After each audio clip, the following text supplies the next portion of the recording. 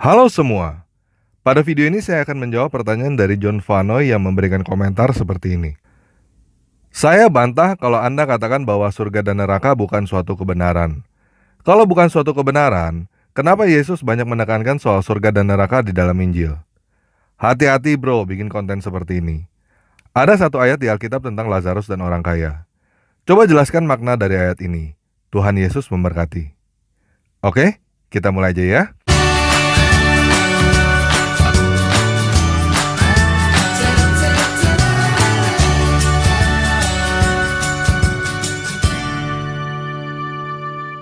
Nah, pertama saya ingin mengajak teman-teman menyamakan pandangan. Apa artinya surga dan neraka? Definisi siapa yang mau kita pakai?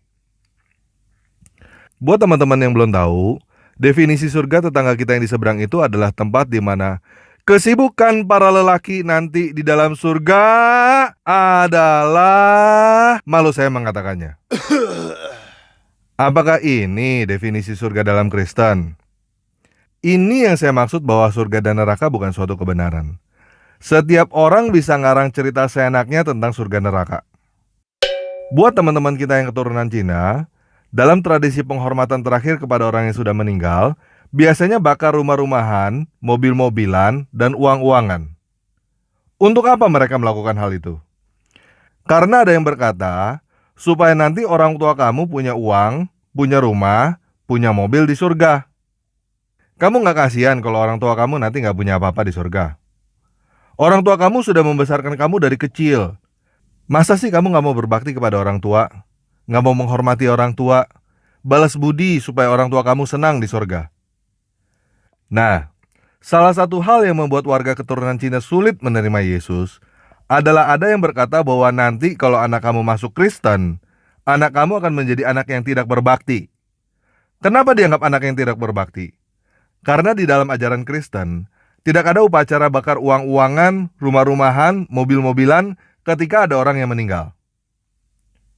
Coba sekarang teman-teman pikir, apakah benar? Apakah fakta bahwa dengan membakar uang-uangan, rumah-rumahan, mobil-mobilan, puff, mendadak arwah orang tua kita mendapat uang, mendapat rumah, mendapat mobil di surga?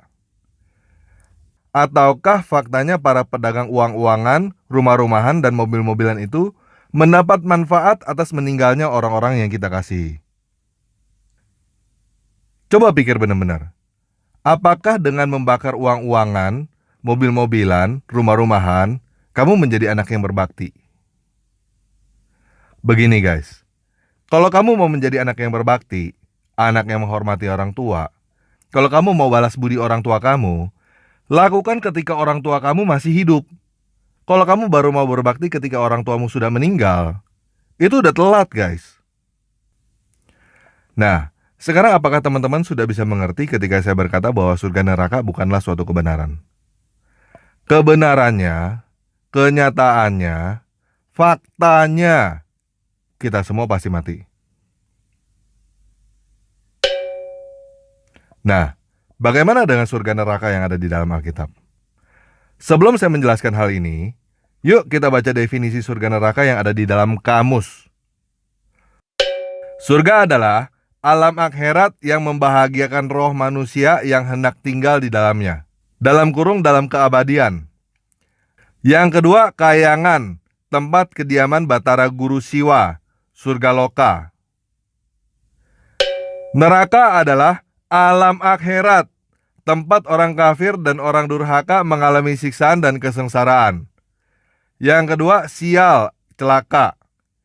Yang ketiga, keadaan atau tempat yang menyengsarakan. Kemiskinan, penyakit parah. Negara yang selalu bergejolak merupakan neraka bagi penduduknya. Karena ini adalah kamus, jadi ini bukan menurut kamu dan bukan menurut saya.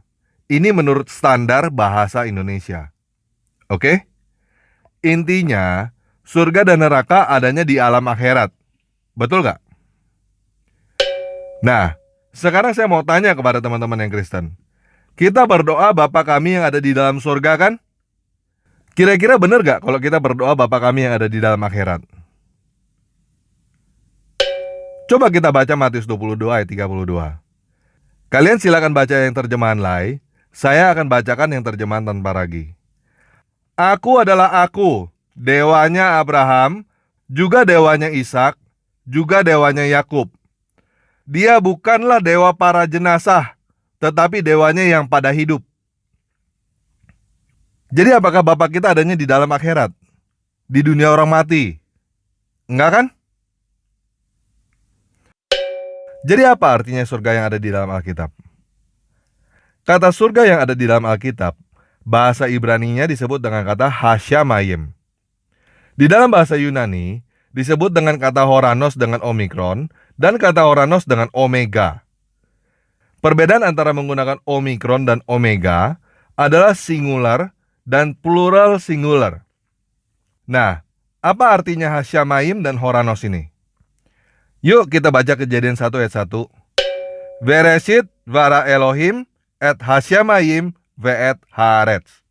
Secara literal, artinya pada mulanya Dewata menciptakan Hasyamayim dan bumi, menciptakan langit dan bumi. Kejadian 1 ayat 1 ini diterjemahkan di Alkitab lain menjadi pada mulanya Allah menciptakan langit dan bumi. Yuk, sekarang kita baca Matius 6 ayat 26 bagian awal. Emblem sate heis tapateina to orano. Secara literal, artinya kalian lihat burung-burung di Oranos. Apakah kalian lihat burung di surga? Bukan kan? Kalian lihat burung di langit. Jadi surga yang ada di dalam Alkitab Lai, artinya secara literal adalah langit. Kenapa Lai menerjemahkannya menjadi surga? Sebenarnya ini seharusnya Lai yang menjawab, bukan saya yang menjawab. Tetapi saya akan kasih perenungan saya ketika menerjemahkan kata Oranos ini di dalam Matius tanpa ragi. Yang pertama tadi kita lihat kata Oranos dengan Omikron dan Omega kan? Secara literal, keduanya artinya langit. Seperti yang saya katakan, bedanya kata dengan Omikron dan Omega adalah tunggal dan jamak tunggal. Kita di Indonesia mengenal langit itu tunggal. Kita nggak mengenal langit jamak tunggal. Kalau kita berkata langit-langit, apa artinya? Artinya plafon. Jadi apa kata yang tepat untuk Oranos dengan Omega? Saya menerjemahkannya dengan langit raya. Lai menerjemahkannya dengan kata sorga.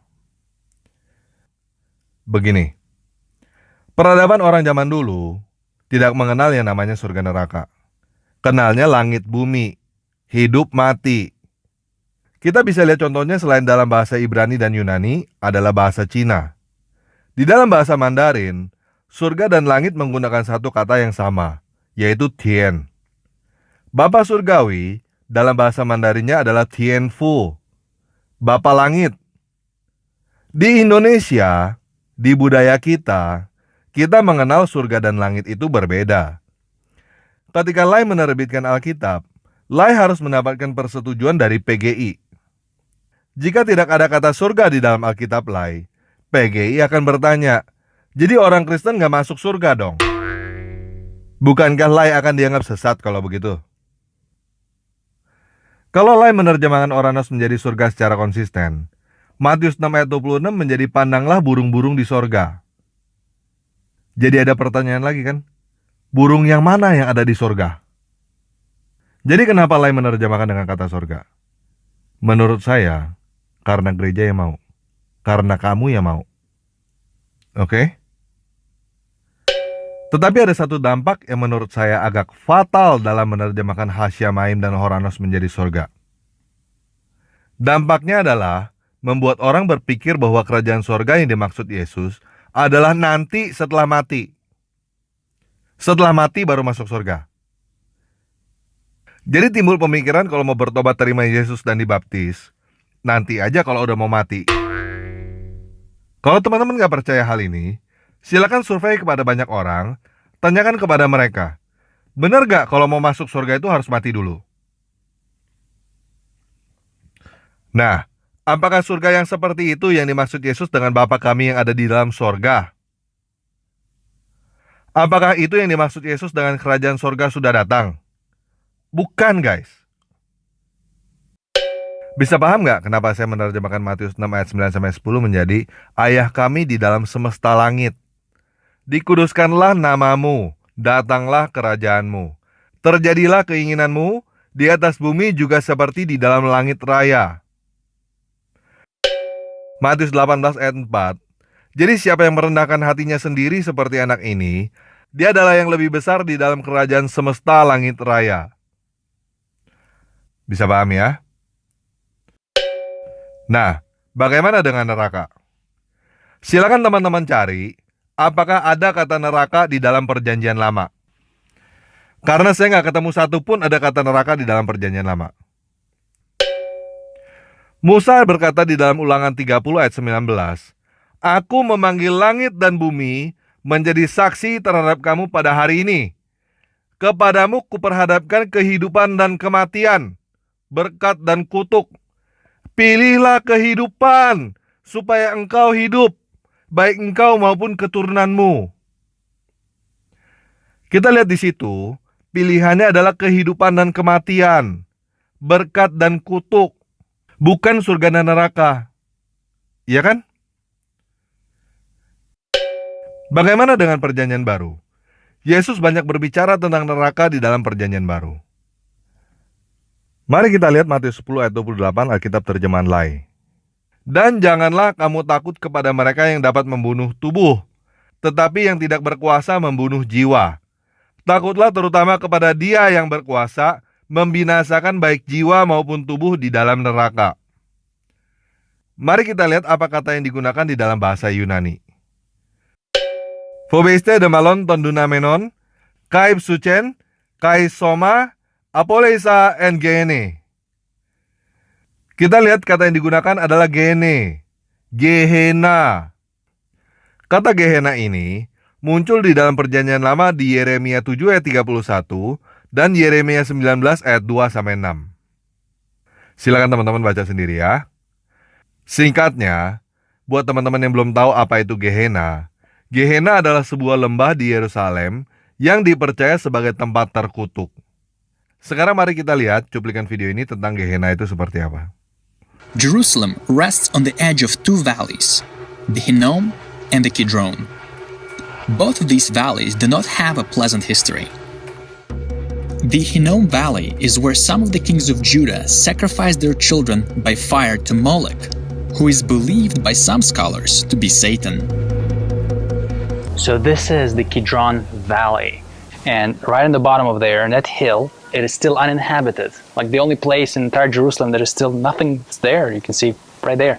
And that's the place where they would sacrifice children to Baal and Molech. And that's where all the abominations would be, right there. And there's this picture also in the Bible saying that it's like going to be burning, and the children of Israel are going to look at it and say, this is the hell.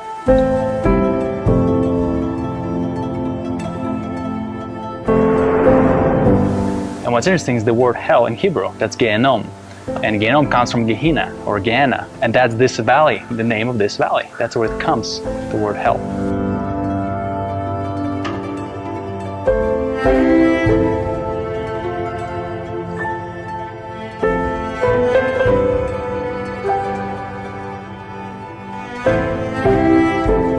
So when David speaks about the valley of death, that's what he's thinking about. Right here. During the rebellion of Absalom, King David fled Jerusalem through this valley. Though I walk through the valley of the shadow of death, I will fear no evil. For you are with me, your rod and your staff, they comfort me. Because this valley is located on the east side of Jerusalem, it is covered in shadow most of the day. The overlooking monument of the wicked king Absalom reminds the fate of those who rebel against God.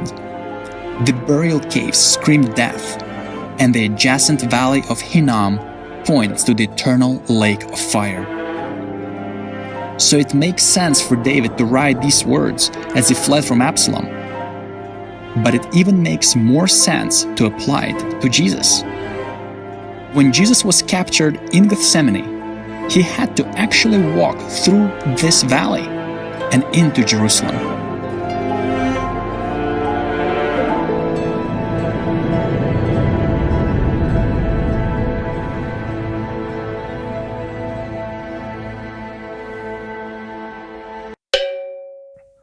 Apa kata yang paling tepat untuk menerjemahkan kata Gehenna ini ke dalam bahasa Indonesia? Yang saya dapat, kata yang paling tepat adalah jahanam. Yuk kita baca artinya di dalam kamus bahasa Indonesia. Jahanam artinya terkutuk, jahat sekali. Celaka, binasa. Laut api, tempat penyiksaan di akhirat. Oke? Itu sebabnya nggak ada kata neraka di dalam Matius tanpa ragi. Adanya kata jahanam. Nah, selain kata Gehenna, kata lain yang ada di dalam Alkitab bahasa aslinya tentang kematian adalah Sheol dan Hades. Sheol adalah bahasa Ibrani, Hades adalah bahasa Yunani. Keduanya mempunyai arti yang sama, yaitu dunia orang mati. Sampai di sini jadi bingung ya? Bagaimana dengan cerita Lazarus dan orang kaya di dalam Lukas 16 ayat 19-31? Nah, karena Lukas 16 ayat 19-31 sangat panjang, teman-teman silakan baca sendiri ya. Pertanyaan saya untuk teman-teman yang sudah baca adalah apakah teman-teman berpikir bahwa Lazarus benar-benar dipangku oleh Abraham? Atau cerita itu adalah perumpamaan? Perumpamaan yang Yesus gunakan untuk berkata bahwa kalau orang sudah mati, segalanya sudah telat. Nah, teman-teman jangan ngambil kesimpulan bahwa saya berkata apa yang Yesus katakan itu tidak benar. Semua yang Yesus katakan adalah iya dan amin. Tetapi apakah kita mengartikannya dengan benar? Nah, bagaimana dengan Lukas 23 ayat 43? Ketika Yesus berkata kepada salah seorang yang disalibkan bersama dia, "Aku berkata kepadamu, sesungguhnya hari ini juga engkau akan ada bersama-sama dengan aku di dalam Firdaus." Nah, apakah Firdaus ini artinya adalah sorga? Tempat menyenangkan bagi arwah setelah kematian?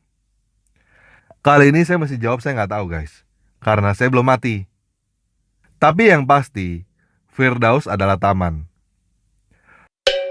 Buat saudara-saudara Kristen yang mau berkata bahwa saya sesat, saya mau kasih tantangan. Bagaimana kalau kamu mati dulu, lalu kamu bangkit lagi dari kematian?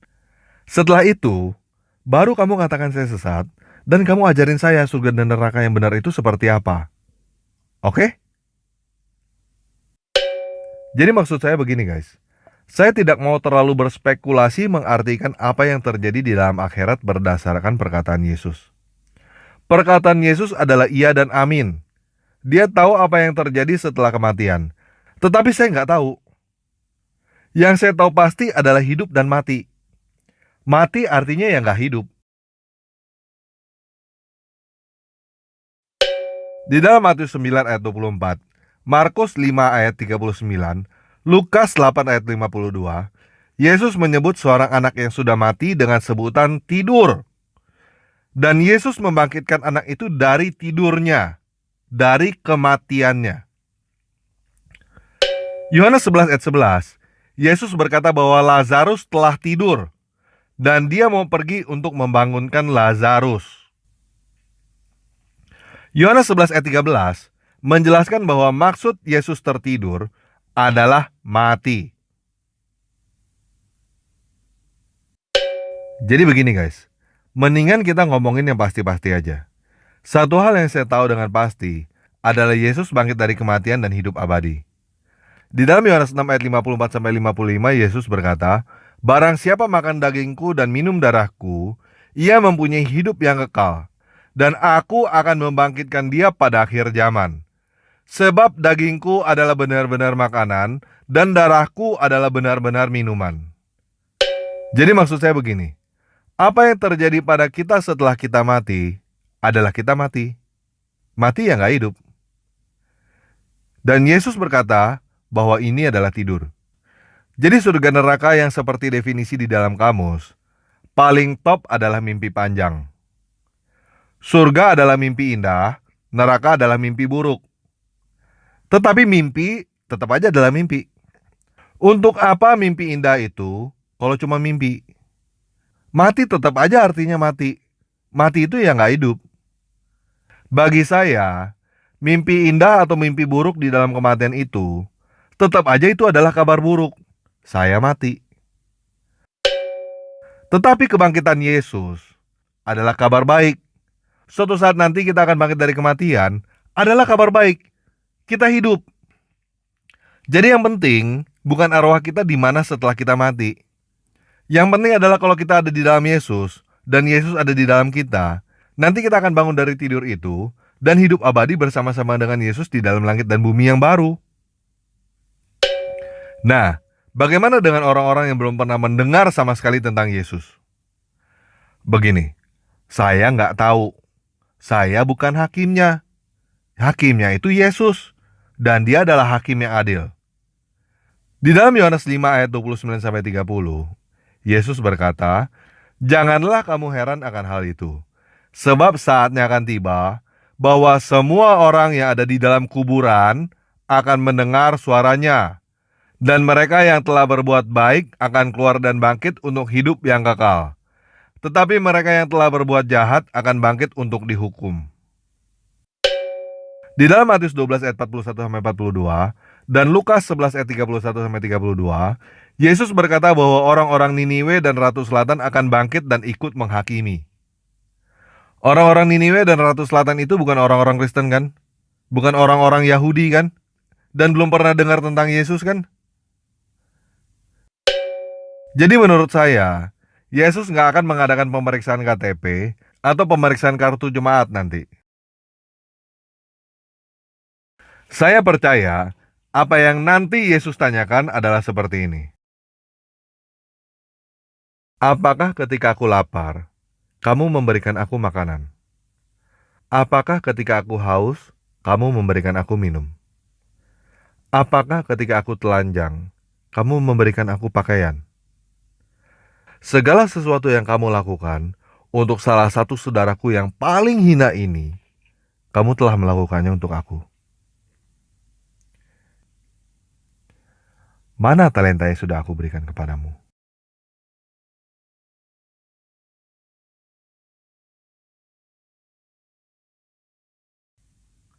Oke, sekian video kali ini. Yesus Kristus penguasa kita memberkati.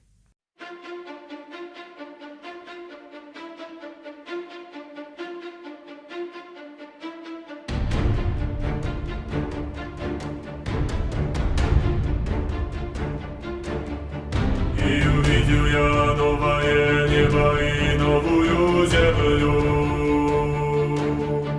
ибо прежнее небо и прежняя земля миновала.